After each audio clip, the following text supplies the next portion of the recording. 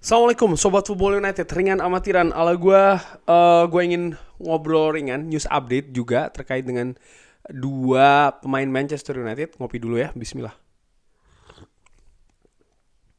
Yang ada kabarnya nih ya, simpang siurnya, yaitu adalah Anthony dan juga Marcus Rashford. Nah, dari Fabrizio Romano, ini kan sebenarnya menanggapi karena ada kabar Manchester United dikabarkan ingin mendatangkan striker Flamengo Gabriel Barbosa di bulan Januari dan ingin mengikut sertakan Anthony terkait dengan exchange atau pertukaran untuk mendapatkan Barbosa ini, tapi Anthony akan dilepas secara pinjaman. Nah, Fabrizio Romano ini mengkonfirmasi dari informasi yang atau sumber informasi tentu saja yang dimiliki oleh Fabrizio Romano yang menurut gue pastinya akurat ya. Ini menyebutkan sampai dengan sejauh ini tidak ada pembicaraan, tidak ada negosiasi untuk Anthony ini meninggalkan Manchester United di bulan Januari. Anthony sendiri saat ini sedang mengalami masa sulit di Manchester United. Musim lalu, musim pertama dari Anthony, musim ini memasuki musim kedua, masih dalam periode adaptasi menurut gua, tapi tidak berjalan dengan bagus. Musim lalu menurut gua ya dia cukup oke walaupun belum konsisten. Dia bahkan berhasil menembus tim nasional Brazil, berangkat ke Qatar. Kali ini di awal musim ya ada kasus internal, kasus personal ya kan, yang melibatkan polisi, melibatkan kepolisian bahkan di Brazil dan juga di Manchester. Dia sampai harus di drop dari tim nasional Brazil. Menurut Fabrizio Romano ini periode sulit bagi Anthony, periode sulit juga bagi dia untuk bisa 100% berkonsentrasi di atas lapangan. Situasinya sampai dengan saat ini masih terus berjalan dengan ya semua pihak masih menunggu hasilnya seperti apa ya investigasinya.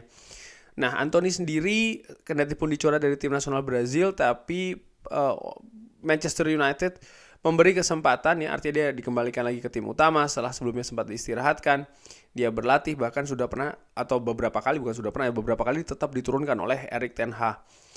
Manchester United sendiri melakukan atau membayar investasi yang sangat tinggi sekali ya, 90 juta bahkan kabar sampai 100 juta untuk mendatangkan Anthony dari Ajax. Ini tentu saja karena memang ada rekomendasi langsung dari Erik ten Hag, dan proses kedatangannya pun juga ada dramanya juga ya, bagaimana Anthony sampai harus tidak ikut latihan dengan Ajax dan lain-lain. Jadi situasinya menurut Fabrizio Romano tidak ada nih. Dan menurut gue dalam tanda kutip wajar ya. Wajar begini, maksud gue wajar adalah Anthony didatangkan dengan harga mahal sekali. Manajemen tentunya pasti berpikir ya, kalau ingin melepas Anthony. Ini situasi yang nyata. Ini situasi yang real. Ini bukan game. Ini bukan FIFA. Ini bukan Championship Manager. Ini bukan Football Manager. Manchester United mengeluarkan uang yang sangat tinggi banget, investasinya sangat besar. Sehingga, dan ini baru masuk musim kedua. Kalau Manchester United melepasnya, ya ini pasti akan banyak sekali tanda tanya. Dari board direktur, mungkin sampai dengan unsur tertinggi dari klub. Bagaimana mungkin keputusannya setelah berinvestasi 90 juta dilepas saja nih secara pinjaman. Dan bahkan langsung mendatangkan gantinya. Hal yang menurut gue sekarang ini sedang diusahakan adalah bagaimana penampilan dari Anthony ini bisa membaik. Paling tidak seperti yang terjadi di Ajax. Oh by the way, bagi Sobat Football United yang ikut menyaksikan era divisi, mengikuti kiprah Anthony di Ajax, Anthony ini bukan tipe winger yang kontribusinya langsung berupa gol, berupa assist dengan angka yang tinggi menjulang. Bukan seperti itu tipe permainannya di Ajax. Tapi memang ya dia tipe pemain yang memiliki kecepatan, dia tipe pemain yang memiliki kepercayaan diri yang tinggi, dia memiliki nyali, dia rajin baik itu naik maupun turun. Dia bukan tipe winger yang gemar melakukan crossing, tapi lebih ke menusuk ya.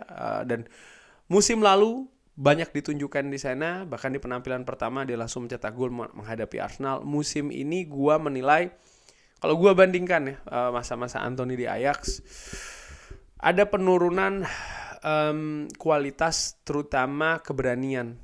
Itu terlihat. Gue melihat musim ini Anthony dia kurang berani dalam melakukan penetrasi. Dia juga sering melakukan kesalahan keputusan. Dan by the way, kesalahan keputusan di atas lapangan ini seperti kayak menyebar ya di skuad Manchester United. Banyak pemain yang menderita dalam tanda kutip penyakit ini, salah mengambil keputusan. Dan ya pemain yang tidak bisa konsentrasi 100% di atas lapangan ini juga sulit menurut gua. Ini juga tantangan besar bagi Anthony. Mungkin treatmentnya ya dengan memberikan dia menit bermain terus, bisa jadi demikian, supaya dia ya bisa bisa justru lebih fokus dengan melupakan dalam tanda kutip permasalahan di luar lapangan dengan disibukkan di dalam lapangan. Itu juga bisa jadi salah satu treatment. Namun tentu saja kan treatment tersebut tidak langsung bisa membuahkan hasil. Harus ada proses. Dan di sisi lain kalau gue melihat sayap kanan, ada pesaing yang cukup oke dalam diri Facundo Pellistri. Di beberapa kesempatan Facundo Pellistri ketika menggantikan Anthony dia bisa tampil lebih bagus. Tapi gue juga melihat Facundo Pellistri ini belum konsisten. Salah satu contoh ketika menghadapi Bayern Munchen di Allianz Arena, di mana gue saksikan dia secara langsung di stadion. Ketika dipercaya menjadi pemain inti, dia seperti tampil kurang meyakinkan. Dia tampil tidak percaya diri. Dia sering bingung di atas lapangan. Itu terlihat jelas dari stadion ya. Dia tidak maksimal. Tapi di sisi lain ketika kemarin tampil menghadapi Fulham, gol Manchester United, jelas ada peran dari seorang Facundo Pellistri.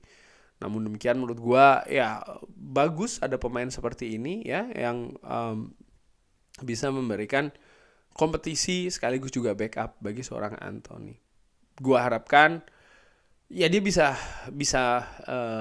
lebih baik lagi penampilannya, walaupun situasinya sangat-sangat sulit. Ini dia baru masuk musim kedua, banyak hal yang harus dihadapi di luar lapangan. Tapi itu tadi kabar dari Fabrizio Romano. Kabar lainnya yaitu adalah tentang Marcus Rashford. Marcus Rashford pertama diinformasikan oleh Fabrizio Romano kalau ketika partai menghadapi Fulham, sebelum partai menghadapi Fulham, ada kabar kalau dia ini kan melakukan pesta merayakan ulang tahunnya setelah derby di mana Manchester United kalah memalukan menghadapi Manchester City.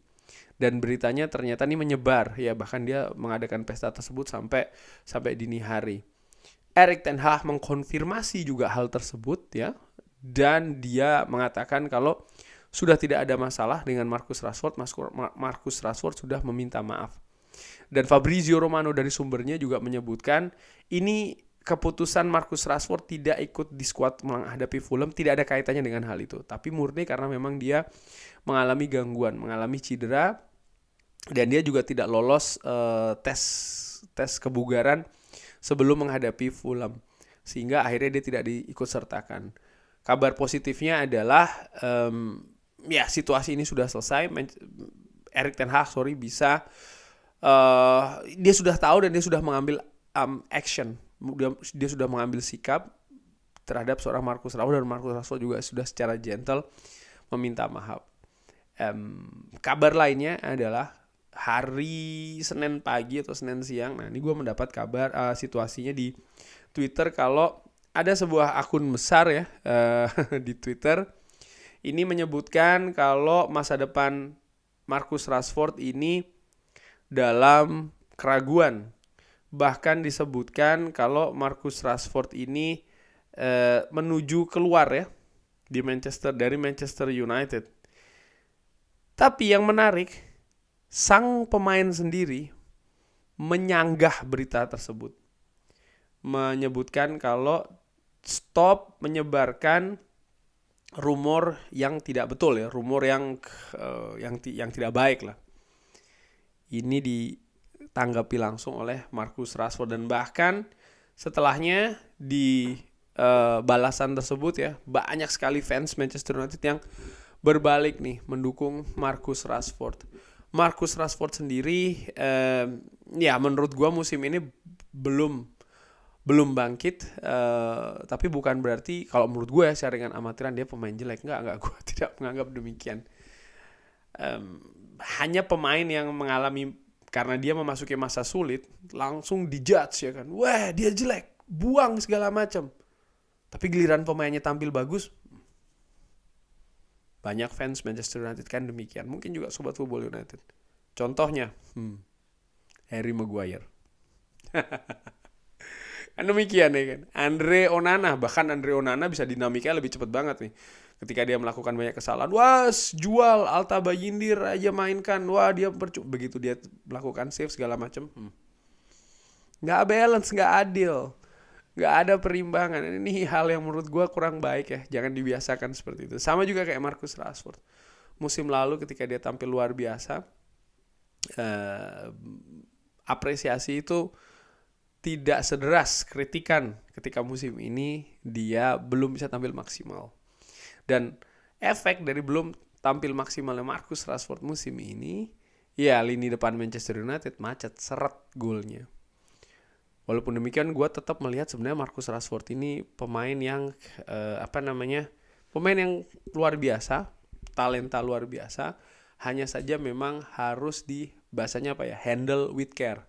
Harus di treatment secara hati-hati. Erik ten Hag sudah berhasil melakukannya musim lalu, di mana 2 musim sebelumnya Marcus Rashford tampilannya kan juga tidak bagus, tidak maksimal. Tapi musim lalu bahkan bisa dibikin oleh Erik ten Hag menjadi pemain yang menakutkan.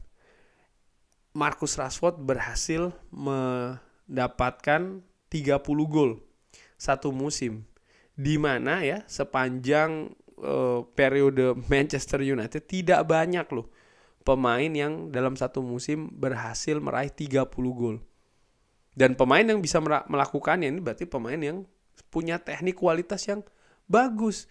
Apalagi di saat ini di mana kualitas sepak bola semakin tinggi dibanding dengan periode-periode sebelumnya. Marcus Rashford ini mensejajarkan diri dengan Dennis Law. Artinya pemain yang bisa mencetak di atas 30 gol ya. Dengan George Best, dengan Ruud van Nistelrooy, dengan Cristiano Ronaldo, dengan Wayne Rooney. Ya, pemain yang bisa mencetak gol minimal 30 per musim. Ini juga dikonfirmasi oleh Statman Dave yang gue ambil. Nah, selain itu kalau gue lihat bagaimana raihan gol musim ke musim dari Marcus Rashford, secara rata-rata dia juga baik, juga bagus. Walaupun posisi yang ditepati ini berbeda-beda. Dari pertama kali dia diberi kesempatan oleh Louis van Gaal, ya kan? Ya by the way dia diberi kesempatan oleh Louis van Gaal, oleh Jose Mourinho, oleh Ole Gunnar Solskjaer, Ralf Rangnick, dan juga sampai ke Erik ten Hag. Ini membuktikan dia bisa survive, dia menjadi kepercayaan di manajer yang berbeda-beda, dengan periode yang berbeda-beda, dengan gaya yang berbeda-beda. Musim ini gue menilai Marcus Rashford nampaknya permasalahannya lebih ke soal mental ya, lebih ke soal psikis, lebih ke soal karakter.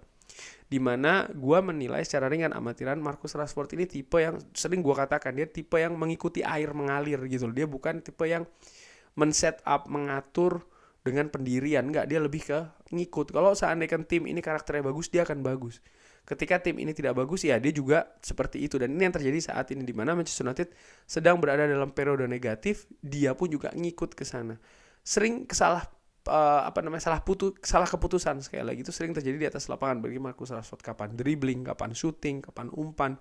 Gue tidak hanya menyoroti soal masalah ya dia egois giring-giring doang atau shooting segala macam. No. Gue sekali lagi tidak ada masalah bagi pemain, terutama pemain depan yang mengandalkan skill individu. Gue nggak ada masalah di sana. Ada pemain memang hebat dribblingnya, ada pemain yang hebat shootingnya dari jarak jauh. Nggak masalah gue. Hanya saja pengambilan keputusan harus tepat. Di situ permasalahan utama bagi gue untuk seorang Marcus Rashford. Dan ini ada kaitannya juga dengan rasa percaya diri, rasa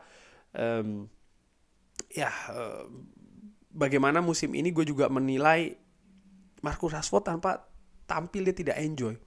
Dia tampil kurang lepas gitu loh, tidak seperti musim lalu. Dan ini menurut gue ya sekali lagi ada permasalahan mental. Gue nggak tahu ada situasi apa di belakang layar. Cuman ya kalau itu bisa diselesaikan sama seperti musim lalu, kan sebenarnya juga hal mental, hal psikis, hal kenyamanan bermain di atas lapangan. Ketika itu bisa diberikan, gue yakin dia akan kembali lagi. Mungkin treatmentnya dari Erik ten Hag ya dengan memberi terus dia kesempatan.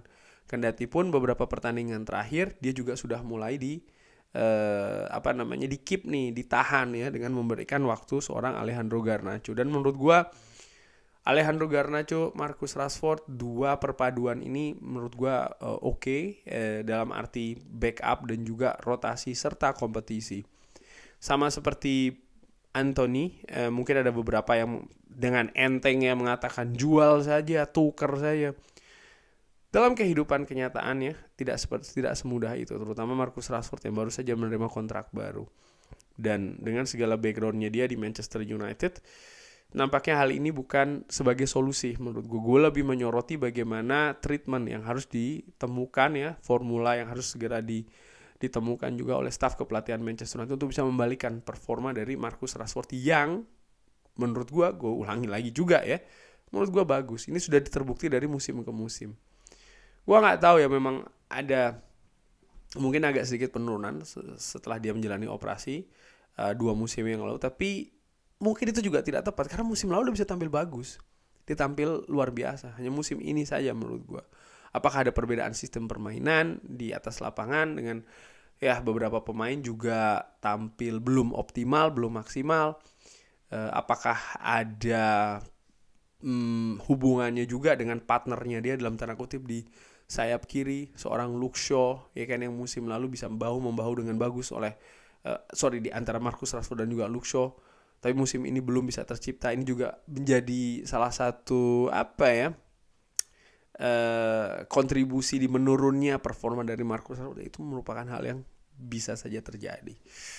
Tapi ya itu tadi situasi dari kedua pemain, Anthony dan juga Marcus Rashford, dari sumber yang sangat-sangat bisa dipercaya, itu adalah Fabrizio Romano. Kurang lebih demikian, terima kasih sudah menyaksikan. Jangan lupa like, subscribe.